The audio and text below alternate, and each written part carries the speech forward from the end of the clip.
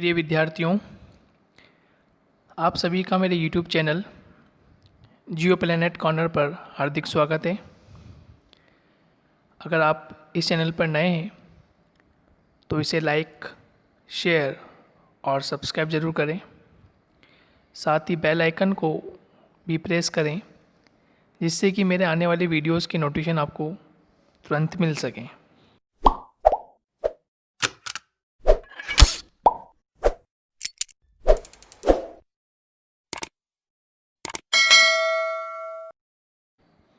और वीडियोस को अधिक से अधिक अपने मित्रों को, सहपाठियों को शेयर करें ताकि उन्हें भी इसका लाभ मिल सके। विद्यार्थियों, करंट अफेयर्स की हम कुछ महत्वपूर्ण टॉपिक्स की चर्चा कर रहे थे और लास्ट हमने महत्वपूर्ण प्रश्नों की श्रृंखला की चर्चा की थी। 360 डिग्री एंगल से एनालिसिस किया था। इम्पोर्टेंट संभावित प्रश्न किस तरह से बन सकते हैं एग्जामिनेशन में, हमने उसकी भी चर्चा की थी। आज एक बार फिर करंट अफेयर्स के साथ में आए हैं।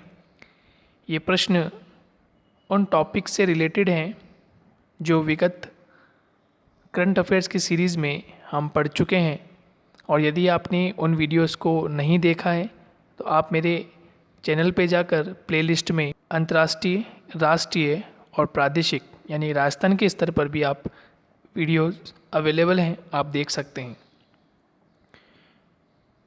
उन महत्वपूर्ण वीडियोस में से ही कुछ महत्वपूर्ण प्रश्न किस प्रकार से बन सकते हैं, एग्जामिनेशन में कैसे पूछे जा सकते हैं, हम back to back videos upload कर चुके हैं और उसी की सीरीज़ में हम ये आज नया वीडियो आपके सामने के आप लिख सकते हैं। आप सेल्फ इन्हें पढ़ें, आंसर दें और उसके पश्चात आप मेरे आंसर देखें, जिसके माध्यम से आप एनालिसिस कर पाएंगे कि आपकी तैयारी किस प्रकार से चल रही है। और आप कमेंट बॉक्स में कमेंट करके भी बताएं यदि आपको कुछ डाउट होता है, कोई प्रश्न आपको पूछना हो ज्योग्राफी संबंधित, करंट अफेयर संबंधित, तो आप कमेंट बॉक्स में कमेंट कर सकते हैं। चलिए दोस्तों, आज नए प्रश्न के साथ शुरुआत करते हैं हम। बिम्स्टेक आपदा प्रबंधन अभ्यास का फरवरी में आयोजित संस्करण था।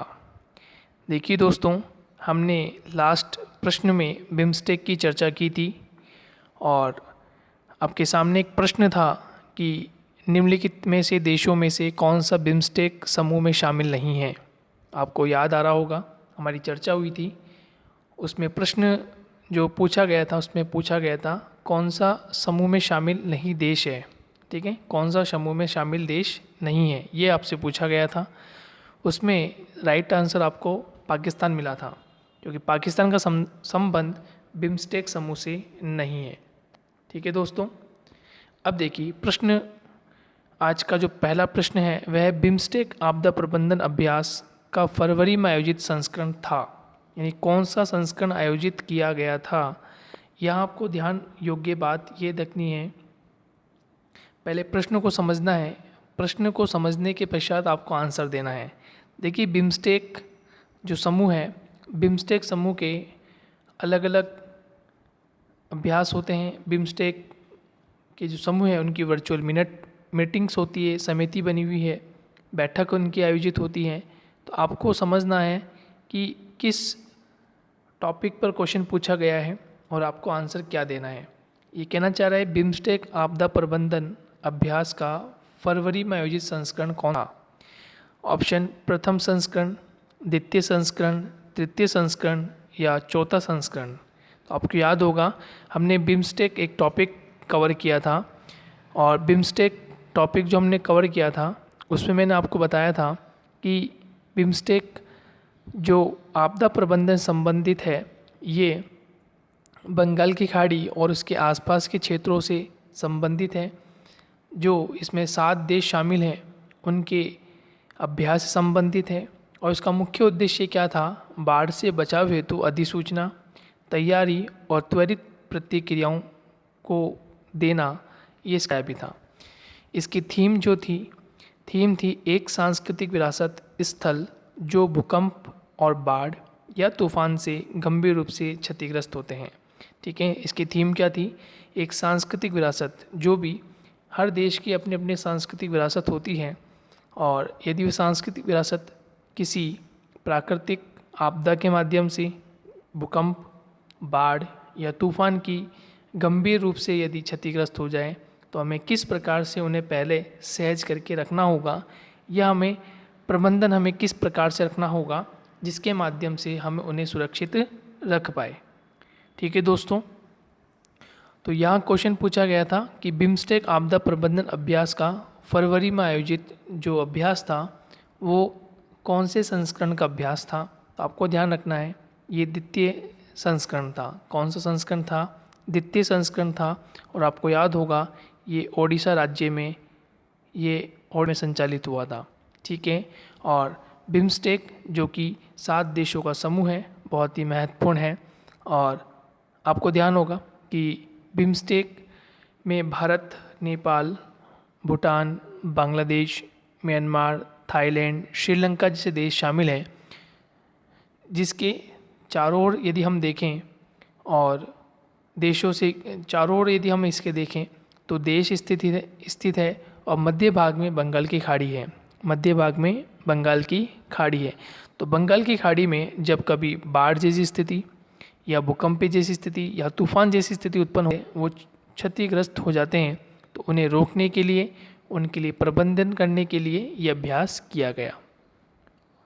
ओके, नेक्स्ट चर्चा महत्वपूर्ण प्रश्न है कि अंडर 19 वर्ल्ड कप जो हुआ है उसका कौन सा संस्करण आयोजित किया गया था। ठीक है, अंतर्राष्ट्रीय स्तर पर एक प्रतियोगिता के बारे में पढ़ा था और वे प्रतियोगिता थी T20 महिला विश्व कप। आपको याद होगा T20 महिला विश्व कप। लेकिन ये हम चर्चा कर रहे हैं अभी अंडर 19 वर्ल्ड कप जो बॉयज़ टूर्नामेंट हुआ था, हम उसकी चर्चा कर रहे हैं और उसका कौन सा संस्करण आयोजित हुआ था। आपसे ये क्वेश्चन पूछा गया है, तो आप जल्दी से बताइए वीडियो को पॉज करके कि कौन सा संस्करण आयोजित किया गया था।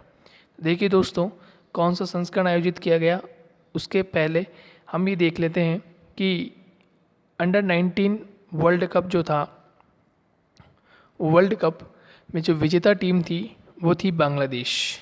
वो टीम थी बांग्लादेश, और बांग्लादेश ने पहली बार अंडर 19 बॉयज़ वर्ल्ड कप जीता। सबसे इम्पोर्टेंट बात यह है कि अंडर 19 का जो वर्ल्ड कप है इस बार जो 2020 में आयोजित हुआ, उसकी विजेता टीम कौन थी? बांग्लादेश, जिसने पहली बार ये वर्ल्ड कप जीता। तो ये एक महत्वपूर्ण बात थी। दूसरा, इसमें इम्पोर्टेंट बात यह है कि विजेता का जो परिणाम था वो डकवर्थ लुईस नियम के तहत 3 विकेट से जीता गया। डकवर्थ लुईस नियम के तहत 3 विकेट से जीता गया और बांग्लादेश ने पहली बार ये खिताब जीता। अब देखिए दोस्तों, मैं आपको बता देता हूँ कि अंडर 19 विश्व कप जो संस्करण आयोजित हुआ था वो संस्करण कौन सा था? तो वो संस्करण था 13वां। वो संस्करण कौन सा था? 13th नंबर का वो संस्करण था। तो अब जो नेक्स्ट होगा वो कौन से नंबर का संस्करण होगा? वो 14th नंबर का संस्करण होगा। कौन से नंबर का होगा? 14th नंबर का संस्करण होगा। ये आपको ध्यान रखना है। नेक्स्ट क्वेश्चन की चर्चा करते हैं हम। अंडर 19 विश्व कप में सबसे ज़्यादा बार विजेता टीम रही। 4 ऑप्शन आपके सामने कि इन चारों विश्व कप का खिताब जीता। ऑस्ट्रेलिया, पाकिस्तान, बांग्लादेश। सबसे ज़्यादा किसने अंडर 19 विश्व कप का खिताब जीता? ये एक महत्वपूर्ण प्रश्न है। भारत ने, ऑस्ट्रेलिया ने, पाकिस्तान ने या बांग्लादेश ने? देखिए दोस्तों, अभी हमारी चर्चा हुई थी और मैंने आपको बताया था बांग्लादेश ने तो पहली बार जीता है। इसका मतलब इसका आंसर नहीं होगा। इसका आंसर बांग्लादेश तो नहीं होगा, क्योंकि प्रश्न में पूछा गया है कि किस टीम ने सबसे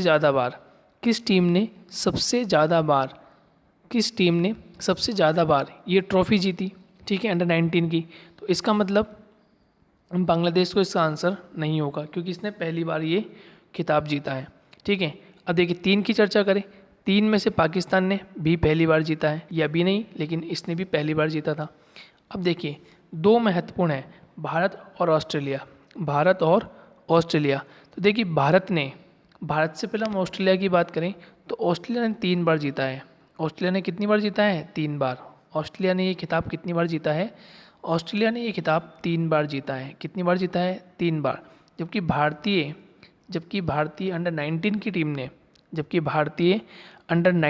टीम ने ये खिताब कितनी बार अपने नाम किया है? ये खिताब 5 बार नाम किया है। कितनी बार किया है? 5 बार। इसका मतलब मैंने आपको पहले भी पढ़ाया था, आपको याद फिर मैं दिला देता हूँ कि भारत ने अंडर 19 पुरुष वर्ल्ड कप का जो खिताब है वो अपने कितनी बार नाम किया? वो 5 बार जीती। कितनी बार जीती इंडिया? 5 बार। भारत कितनी बार जीत चुकी है? 5 बार। ये आपको ध्यान रखना है। 19 का ध्यान रखना है। अंडर 9 पुरुष वर्ग में भारतीय टीम 5 बार ये खिताब जीत चुकी है, जबकि ऑस्ट्रेलिया कितनी बार खिताब जीत चुकी है? 3 बार। ऑस्ट्रेलिया कितनी बार जीत चुकी है? 3 बार। और अभी हाल ही में 2020 में जो अंडर 19 वर्ल्ड कप आयोजित हुआ उसकी विजेता टीम कौन सी थी? तो उसकी विजेता टीम बांग्लादेश थी। मैंने आपको बताया था उसकी विजेता टीम कौन थी? उसकी विजेता टीम बांग्लादेश थी, जो कि डकवर्थ लुईस नियम के तहत 3 विकेट से जीती। कितने विकेट से जीती? 3 विकेट से जीती। ये आपको ध्यान रखना है। नेक्स्ट एक क्वेश्चन है, अंडर 19 विश्व कप का आयोजन अच्छा क्वेश्चन है। तो आपको ये पता होना चाहिए पहले किस देश में हुआ। यदि आपको देश पता होगा तो आप डेफिनेट उस महाद्वीप का नाम आप बता सकते हैं। ठीक है, तो अंडर 19 विश्व कप का आयोजन किस महाद्वीप में हुआ था? तो महाद्वीप पूछा, देखिए यहाँ देश नहीं पूछा है आपसे पूछा है किस महाद्वीप में हुआ था। तो आपको याद होगा कि किस देश में था। मैंने आपको बताया था कि ये दक्षिण अफ्रीका में आयोजित हुआ। कहाँ आयोजित हुआ था? दक्षिण अफ्रीका में ये अंडर 19 वर्ल्ड कप आयोजित हुआ। अब दोस्तों आपको पता होना चाहिए कि दक्षिण अफ्रीका कौन से महाद्वीप का अंग है? दक्षिण अफ्रीका कौन से महाद्वीप का अंग है? अब देखिए नाम में ही सब कुछ है। यदि आप ढंग से आपने मैप की स्टडी की हो तो आपको पता चल जाएगा कि दक्षिण अफ्रीका कौन से महाद्वीप का अंग है। तो दक्षिण अफ्रीका अफ्रीका महाद्वीप का अंग है। कौन से महाद्वीप का अंग है? अफ्रीका महाद्वीप का अंग है। ठीक है, तो कौन से महाद्वीप में आयोजित हुआ था? तो आपके ऑप्शन थे एशिया, अफ्रीका, उत्तरी अमेरिका या यूरोप। ठीक है, तो देखिए एशिया में आयोजित नहीं हुआ। एशिया में आयोजित नहीं हुआ, इसका मतलब एशिया इसका आंसर नहीं होगा। उत्तरी अमेरिका में आयोजित नहीं हुआ, इसका मतलब उत्तरी अमेरिका आयोजित नहीं होगा। यूरोप में भी आयोजित नहीं होगा। देखिए दोस्तों एक महत्वपूर्ण बात है, तो इसका पहले मैं आपको आंसर बता देता हूँ, फिर महत्वपूर्ण बात की चर्चा करते हैं। अफ्रीका इसका सही आंसर होगा, क्योंकि दक्षिण अफ्रीका में आयोजित हुआ था। दक्षिण अफ्रीका जो देश है वो अफ्रीका महाद्वीप का अंग है। ठीक है दोस्तों, अब देखिए यह एशिया क्यों महत्वपूर्ण है? एशिया इसलिए महत्वपूर्ण है क्योंकि एशिया में ही स्थित है भारत। कप कितनी बार जीता है? अभी मैंने आपको बताया है 5 टाइम्स। कितनी बार जीता है? 5 बार। कितनी बार जीता है? 5 बार। और एक महत्वपूर्ण बात ये हो, उसका नाम है बांग्लादेश। और बांग्लादेश ने 2020 का अंडर 19 वर्ल्ड कप का खिताब जीता। तो एशिया भी महत्वपूर्ण है। एशिया में भारत देश जो कि अंडर 19 वर्ल्ड कप में 5 बार खिताब अपने नाम कर चुका है। और एशिया महाद्वीप में ही बांग्लादेश ने हाल ही में 2020 का अंडर 19 का खिताब जीता और बांग्लादेश ने पहली बार ये कीर्तिमान हासिल किया। तो ये महत्वपूर्ण मैंने आपको जानकारी दी है। भारत ने 5 बार, अब तक भारत ने 5 बार ये ट्रॉफी अपने नाम की है। और मैं आपको एक और महत्वपूर्ण सूचना बता दूं आपको कि भारत पिछले वर्ष जब ये आयोजित हुआ था, इसका 12वां संस्करण उसकी विजेता थी। यानी 2018 में ये संस्करण आयोजित हुआ था, 12वां संस्करण। और 12वें संस्करण में जो विजेता टीम थी वो कौन थी? वो टीम थी इंडिया। इसका मतलब डिफेंडिंग चैंपियंस के सामने बांग्लादेश ने अंडर 19 का ये खिताब जीता। लेकिन जीता कैसे, ये ध्यान रखना है। विजेता का जो परिणाम निकला वो डकवर्थ लुईस नियम के तहत निकला। ये एक महत्वपूर्ण जानकारी आपको मैं साझा कर रहा हूँ। नेक्स्ट प्रश्न की बात करते हैं, ये भी महत्वपूर्ण प्रश्न है। 19 विश्व कप के फाइनल मैच में प्लेयर ऑफ फाइनल मैच चुना गया। देखिए दोस्तों, इससे पहले वाला जो क्वेश्चन था उसका आंसर अफ्रीका है, आप ध्यान रखिएगा। अब हम चर्चा कर रहे हैं अंडर 19 विश्व कप के फाइनल मैच में, अंडर 19 विश्व कप के फाइनल मैच में प्लेयर ऑफ फाइनल मैच चुना गया, प्लेयर ऑफ फाइनल मैच चुना गया। देखिए, अब इसमें आपको ये याद करना इम्पोर्टेंट है, क्योंकि अक्सर यहाँ से क्वेश्चन पूछे जाते हैं, जैसे प्लेयर ऑफ फाइनल मैच, ठीक है, प्लेयर ऑफ द सीरीज़ कौन है, कौन सी टीम ने मैच फाइनल मैच जीता है, कौन सी टीम उप विजेता रही, तो आपको ये ध्यान रखना ज़रूरी है। देखिए, डायरेक्ट मैं आपको आंसर बता देता हूँ। ये जो जायसवाल हैं, यशस्वी जायसवाल, ये भारतीय टीम से हैं, ध्यान रखना है आपको, भारतीय टीम से हैं ये। प्रियम गर्ग जो हैं ये भारतीय कप्तान थे, प्रियम गर्ग भारतीय टीम के कप्तान थे। अकबर अली, अकबर अली जो हैं ये बांग्लादेश टीम के कप्तान हैं, बांग्लादेश टीम के कप्तान हैं। कौन है?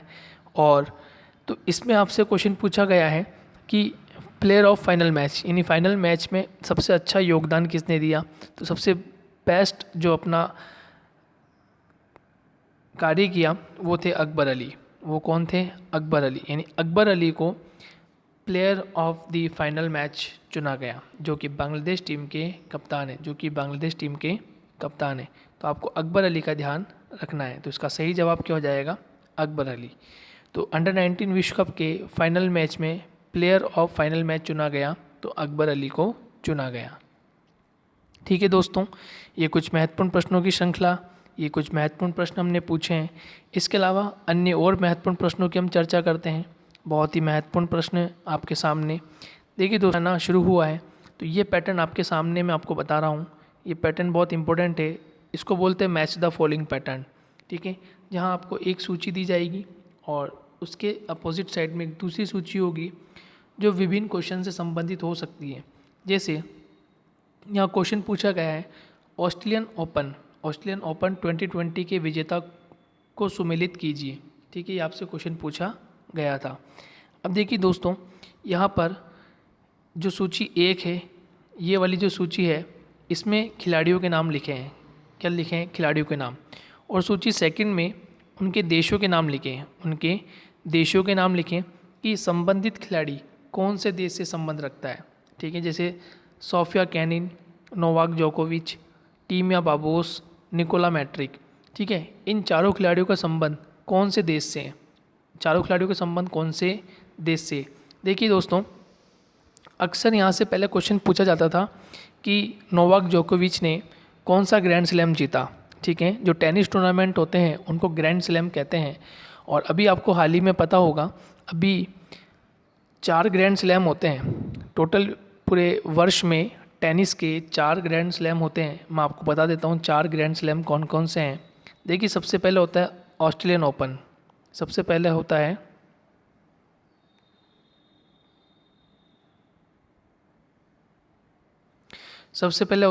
Australian open. ठीक है, दूसरे नंबर पे होता है फ्रेंच ओपन, फिर होता है विंबलडन, और फिर होता है यूएस ओपन, लास्ट होता है यूएस ओपन। अभी हर पूरा विश्व परिस्थिति से गुजर रहा है, तो उसमें ऑस्ट्रेलियन ओपन जो टूर्नामेंट था, ठीक है, इस वर्ष का 2020 का जो ऑस्ट्रेलियन ओपन टूर्नामेंट था आयोजित हो गया था।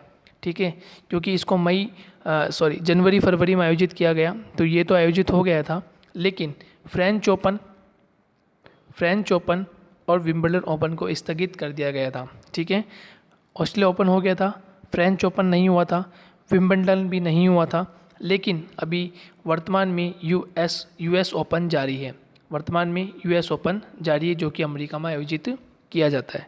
ऑस्ट्रेलिया में ऑस्ट्रेलियन ओपन, ठीक है, फ्रेंच ओपन फ्रांस में, विंबलडन इंग्लैंड में यानी ब्रिटेन में आयोजित होता है, और यूएस ओपन अमेरिका में आयोजित होता है। तो अमेरिका वाला जो यूएस ओपन है ये तो आयोजित हो रहा है, ठीक है, ये तो चल रहा है, अभी कंटिन्यूसली में चल रहा है, लेकिन फ्रेंच ओपन को और विंबलडन को स्थगित कर दिया गया था और ऑस्ट्रेलिया ओपन कंप्लीट हो गया था। और ये जो सूची आपके सामने है ये सूची ऑस्ट्रेलिया ओपन के खिलाड़ियों की है, ठीक है। तो वर्ष में 4 ग्रैंड स्लैम होते हैं, वर्ष में 4 ग्रैंड स्लैम होते हैं, ये आपको ध्यान रखना है। देखिए फिर प्रश्न पे आते हैं। तो खिलाड़ियों के नाम दिए हुए हैं और आपको मैच करना है कि किस खिलाड़ी का संबंध किस देश से है। देखिए सबसे पहले हम नोवाक जोकोविच को लेके चलते हैं। देखिए नोवाक जोकोविच का संबंध सर्बिया से है, नोवाक जोकोविच का संबंध सर्बिया से है। और अभी आपको याद होगा नोवाक जोकोविच, ठीक है, नोवाक जोकोविच जो कि टेनिस टूर्नामेंट में या टेनिस प्रतियोगिता में सबसे शीर्ष पे रहने वाले खिलाड़ी हैं, पुरुष एकल में सबसे शीर्ष पे रहने वाले खिलाड़ी हैं।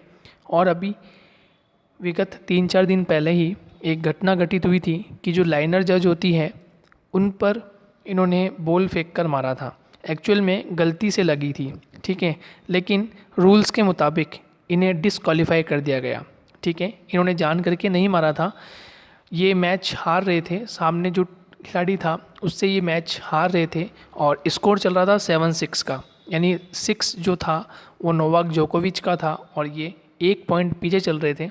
तो उस गुस्से में इन्होंने बॉल को हिट किया और बॉल को हिट करने से जो लाइनर जज थी उनको ये बॉल लग गई थी, जिसके कारण रूल्स के अकॉर्डिंग जो मेन जज होते हैं, जो एम्पायर होते हैं, उन्होंने इसे डिसक्वालीफाई कर दिया। तो यूएस ओपन से ये डिसक्वालीफाई हो गए और ये टूर्नामेंट से बाहर हो गए, ठीक है। नोवाक जोकोविच सबसे सफल खिलाड़ी अपने टेनिस टूर्नामेंट में। तो नोवाक जोकोविच का संबंध कहाँ से है? तो नोवाक जोकोविच का जो संबंध है वो सर्बिया से है। कहाँ से? सर्बिया से। और सोफिया केनिन, आपको याद होगा ऑस्ट्रेलिया ओपन में जो पुरुष एकल का खिताब है, पुरुष एकल का खिताब सर्बिया के नोवाक जोकोविच ने था, जबकि सोफिया केनिन जो कि महिला वर्ग में, सोफिया केनिन ने महिला वर्ग में, ठीक है, ये विजेता रही। और इनका संबंध जो है, इनका संबंध आप देखेंगे तो इनका संबंध अमेरिका से है, इनका संबंध अमेरिका से है, ठीक है दोस्तों। टीमिया बाबोस का संबंध हंगरी से है, टीमिया बाबोस का संबंध जो है वो हंगरी से है। और टीमिया बाबोस ने महिलाओं का युगल खिताब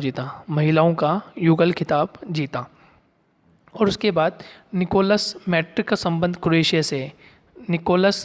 निकोला मैट्रिक का संबंध किससे है? क्रोएशिया से। और मिश्रित युगल में इन्होंने खिताब जीता।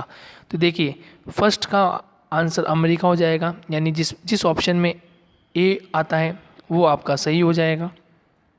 अब देखिए या मैच द फॉलोइंग में ए ऑप्शन जो है वो सी वाले ऑप्शन में आ रहा है, यानी फर्स्ट में ए, सेकंड में द यानी सर्बिया सही है, थर्ड वाले में टीमिया बाबोस का संबंध जो है वो हंगरी से है, ये मैंने अभी आपको बताया। और निकोला मैट्रिक का संबंध किससे है? क्रोएशिया से है। तो इसका मतलब आपका आंसर ये सही हो जाएगा, सी ऑप्शन आपका सही है, सी ऑप्शन आपका सही हो जाएगा। तो इस प्रश्न का जो सही आंसर है, इस प्रश्न का सही आंसर क्या हो जाएगा? सी। कौन सा हो जाएगा? सी। इस प्रकार से भी क्वेश्चंस बनते हैं प्रश्न की श्रृंखला में। इस प्रकार से मैंने प्रश्न इसको ऐड किया है, ये इसीलिए किया है ताकि आपको पता चले कि वर्तमान में जो एमसीक्यू का जो पैटर्न है वो दिन प्रतिदिन चेंज होता जा रहा है। और यदि आप यूपीएससी, आईएएस, आईएफएस, आईपीएस जैसी बड़ी बड़ी पोस्टों के लिए फ़ाइट करते हैं या आरएस के लिए आप फाइट करते हैं, तो आपको इस प्रकार की प्रश्न का सामना करना पड़ता है। अब पैटर्न ये भी हो गया चेंज कि अब कथन और कारण जैसे भी प्रश्न पूछे जाते हैं, उसकी भी हम सीरीज़ लेकर आएंगे। उसमें भी इस तरह के प्रश्न शामिल करेंगे जहाँ पर आपको कथन और कारण से आंसर निकालना होता है। चलिए दोस्तों आगे बढ़ते हैं अगले प्रश्न की ओर। अगला प्रश्न है निरोगी राजस्थान प्रबंधन कोष का गठन किस संकल्प के तहत किया जाएगा? देखिए दोस्तों, आपको मैंने बताया था राजस्थान का जो बजट 2020 में जारी किया गया था। 2020 का जो राजस्थान का बजट है ये 7 संकल्पों के साथ जारी हुआ। कितने संकल्प के साथ? 7 संकल्प, जिसमें हमने चर्चा की थी। पहला संकल्प निरोगी राजस्थान, दूसरा संकल्प संपन्न किसान, तीसरा संकल्प महिला, बाल और वृद्ध कल्याण, चौथा संकल्प सक्षम मजदूर हो, पांचवा संकल्प शिक्षा हो, छठवां संकल्प पानी, बिजली और सड़कों का रख रखाव हो, और सातवां संकल्प जो था वो कौशल व तकनीकी प्रधान था।